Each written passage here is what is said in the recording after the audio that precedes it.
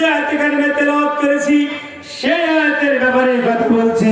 আল্লাহর পয়গম্বর গভীর রাত্রিতে হাঁটি হাঁটি পা পা করে করে জাবাল আবু কুবাইসের মধ্যে উঠে পড়লো।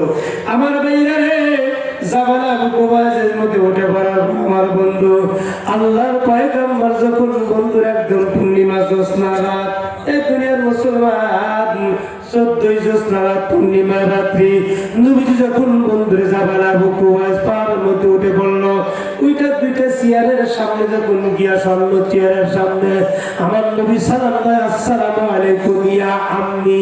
আবু জেলকে চাচা বলে সম্বোধন করেছেন, ইয়া আম্মি বলে আমার চাচা, আসসালামু আলাইকুম ইয়া আম্মি, ও আমার চাচা। অমনি বন্ধুরে হাবিব ইবনে মালিক আমার নবীকে দেখার সঙ্গে সঙ্গে স্বর্ণ চেয়ার থেকে হাবিব ইবনে মালিক দাঁড়ায় গেছে। জবান খুলে বলেন না আমার হাওয়া। শুধু দাঁড়ায় থাকেন আমার বন্ধুরে, পয়গম্বরের দিকে বন্ধুরে দাঁড়া আছে। একবার বন্ধু হাবিব ইবনে মালিক নবীজির চেহারার দিকে তাকায়, আবার বন্ধুরে পূর্ণিমা জ্যোৎস্নার দিকে তাকায়, একবার চন্দ্রের দিকে তাকায়, আবার আমার নবীর চেহারার দিকে তাকায়। তাফসীরের মধ্যে লেখছে বন্ধুরে, নবীর চেহারার দিকে তাকা থাকতে থাকতেই আমার বন্ধুরে হাবিব ইবনে মালিক বন্ধুরে ধারা লেগে গেছেন। হাবিব ইবনে মালিকের বন্ধুরা আর কোনো কথা নাই। আবু জাহল ধাক্কা দিয়ে বলে, বন্ধু আপনি কি দেখতেছেন?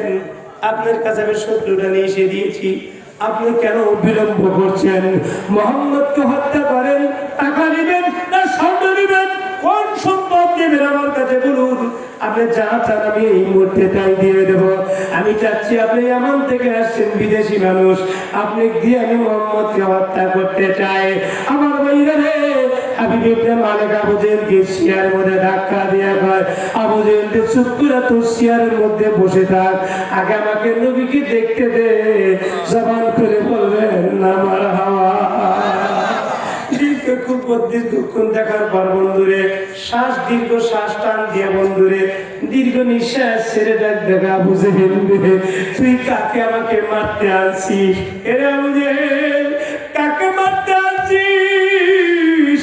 আমি ওই চন্দ্রের দিকে তাকাইলাম, আমি আমার নবীর চেহারার দিকে তাকাইলাম, আমি তাকা দেখি রে ওই চন্দ্রের মধ্যে দাগ আছে, স্পট আছে রে। মোহাম্মদের চেহারার মধ্যে বিন্দু মাত্র স্পট আর দাগ নাই। কাকে মারতে আনছিস? কাকে মারতে আনছিস? আমি এমন সুন্দর মানুষ, এত সুন্দর চেহারা জীবনে দেখি নাই। এরা আমাদের আমার কি দেখাইলি?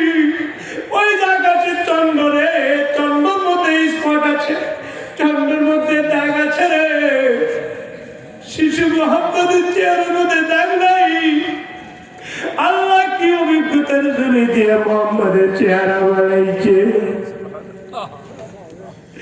এই মানুষের দিকে যে ব্যক্তি তাকাবে রে, আবু জাহল তো শত্রু হইতে পারে রে। আমি এই লোকটাকে আমি মোহাম্মদকে পরীক্ষা করব, আমি মোহাম্মদকে দুইটা প্রশ্ন করব। মোহাম্মদ যদি প্রশ্ন উত্তর দিতে পারে, আবু জাহল ভালো করে কান খুলে শুনে রাখ, আমি তো কালমা পড়বই। আমি যে 1000 সৈন্য নিয়ে এসেছি, 1000 সৈন্য সহ কালমা পড়ে ইসলামের সালাম আদায় করে ইয়ামান দেশে ফিরে যাব। জবান খুলে দুহাত উঁচা করে বলেন আমার হাওয়া।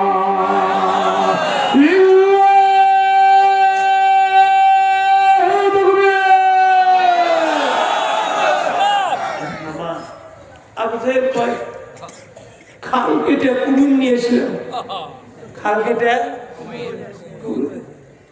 চাষা বিয়ে করছিল, আর জাতির চাষা মিস্টার ইবলিস করছিল।